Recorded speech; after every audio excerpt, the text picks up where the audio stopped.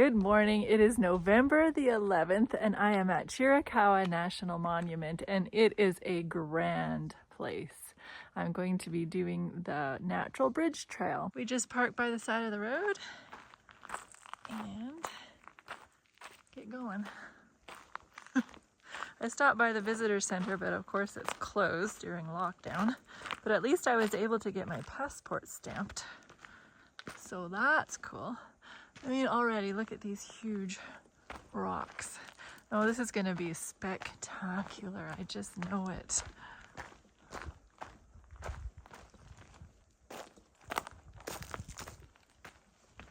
This is so fun already. It's a 5-mile trail. And there's 1,000 feet of elevation gain.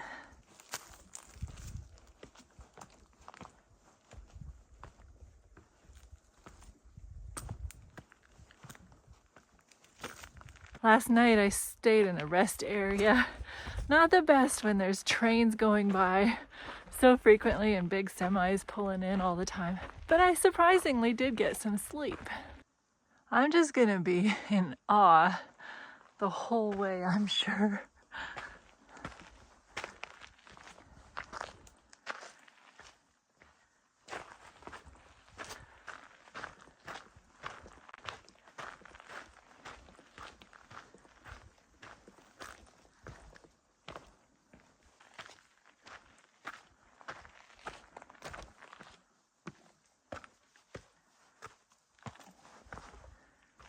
In our last hike, we learned about the civil war between Judah and Israel. Although the men of Judah dominated, they eventually went home. But the next chapter states that there was a long war between the house of Saul, even though he was dead, and the house of David. So this must have been more like a civil unrest. Anyway, David grew stronger and stronger, and the house of Saul grew weaker and weaker. This lasted for approximately 5 years. During this time, David started producing children and acquiring more wives.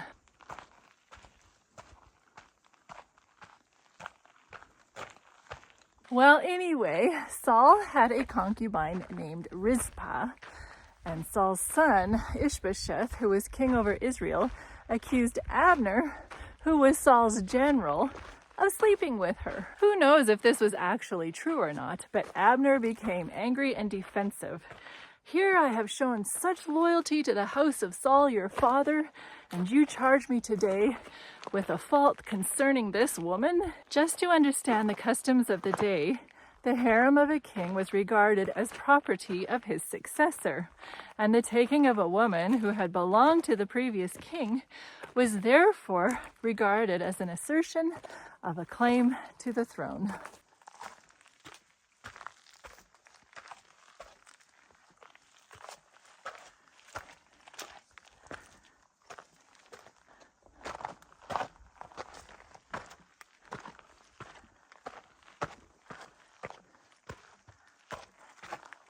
So guess what?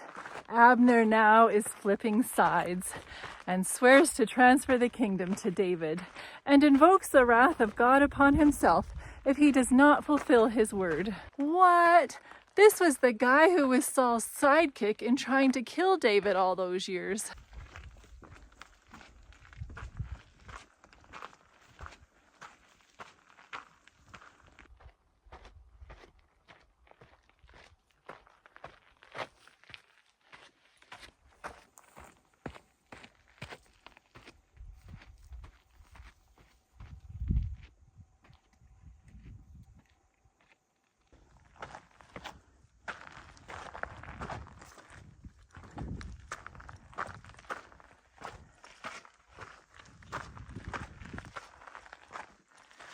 Abner sent messages to David telling him he wanted to make a covenant with him now.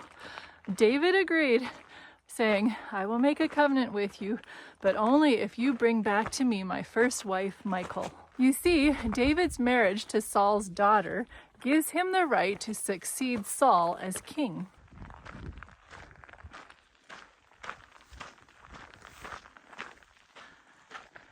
We are in Chiricahua Apache territory. You can just feel the history here. And looking back, you can see the trail I came.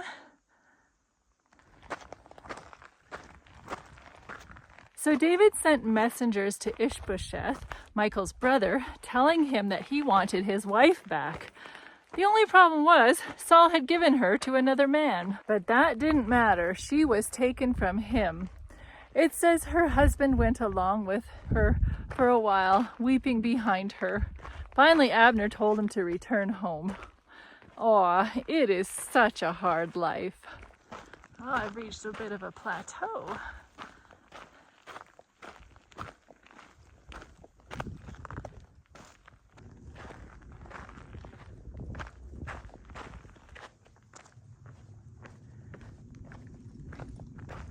Anyway, on the way to Hebron, to where David was, Abner stopped along the way, trying to convince the tribes, including the tribe of Benjamin, to which he and Saul belonged, that David should be king over the whole land.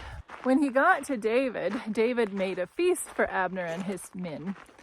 Alliances are sealed with feasts. Then Abner said to David, I will arise and go and gather all Israel to my lord the king, that you may reign over them. So David sent Abner away, and he went away in peace.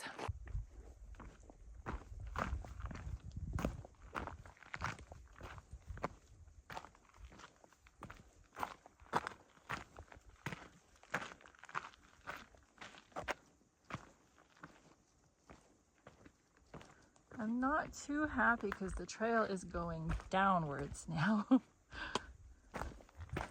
But it's not horrible.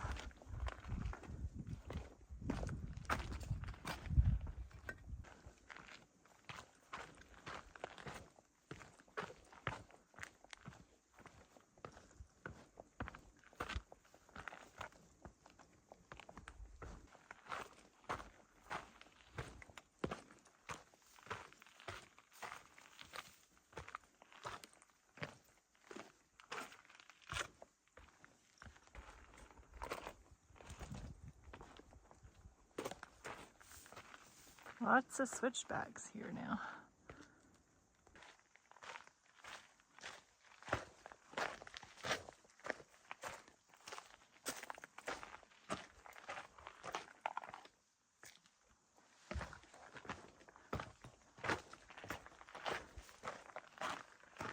During this time, Joab, who was David's army commander, returned from a raid, and he brought much spoil with him. Then he heard about the covenant David had made with Abner. He confronted David.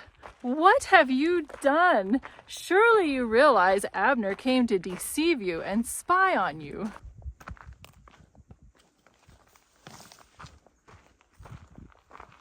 Joab had messengers fetch Abner and bring him back to Hebron. David knew none of this, though. Joab took him aside in the gate to speak with him privately, and there stabbed him in the stomach. He did this because Abner had killed Joab's brother. However, Joab died in peacetime, whereas Asahel died in a battle. When David heard about this, he was very upset. He had the people tear their clothes and wear sackcloth and mourn for Abner. He lifted up his voice and wept at the grave of Abner. The people tried to persuade David to eat food while it was still day, but he wanted to fast. That's how grieved he was. Then he said to his servants, Do you not know that a prince and a great man has fallen this day in Israel?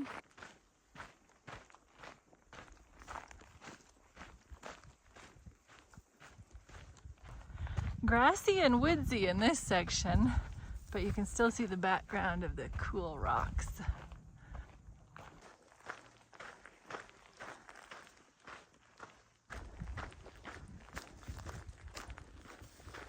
How does that rock not topple over?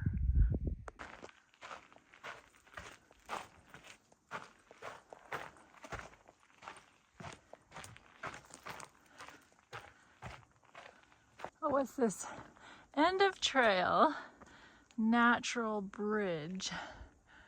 Where's this natural bridge?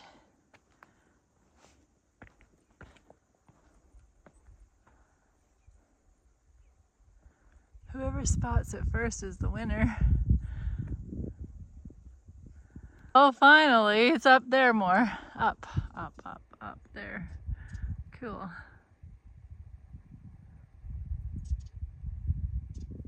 I'll take your word for it, I guess, that it is an actual bridge. And now we turn around and go back 2.5 miles. The Healing Hiker gives this natural bridge trail a 5 out of 5, as I do with all the trails in this Chiricahua National Monument. I was here a few years ago and did the epic ones at the top, but I've always wanted to do this one. And so, driving by, it was about an hour out of my way, but I had to come back. I just love this area so much. The only negative thing that I would give this trail is the flies are just horrendous. But other than that, just pure epic. If you are ever in this area of Arizona, I can recommend this Chiricahua place. So cool.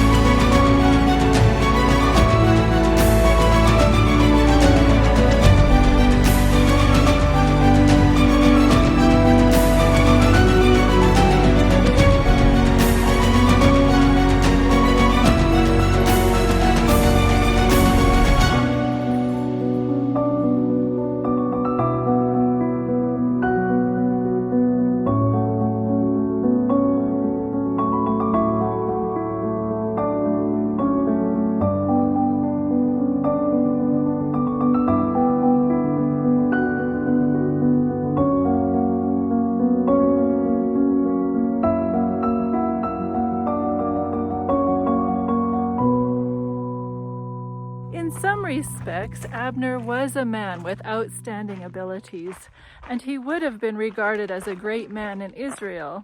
Yet, though sincere in his pact with David, he was moved by selfish motives, and Joab saw straight through that. It is presumed that in going over to David, he thought to forsake a cause that was doomed and to bring new honor and glory to himself. He would have wanted the best position in the services of David, but his ambition, selfishness, and lack of consecration to God would not have served in the best interests of David's kingdom or in the cause of the Lord. So I guess Abner's death was to the kingdom of Judah a blessing in disguise.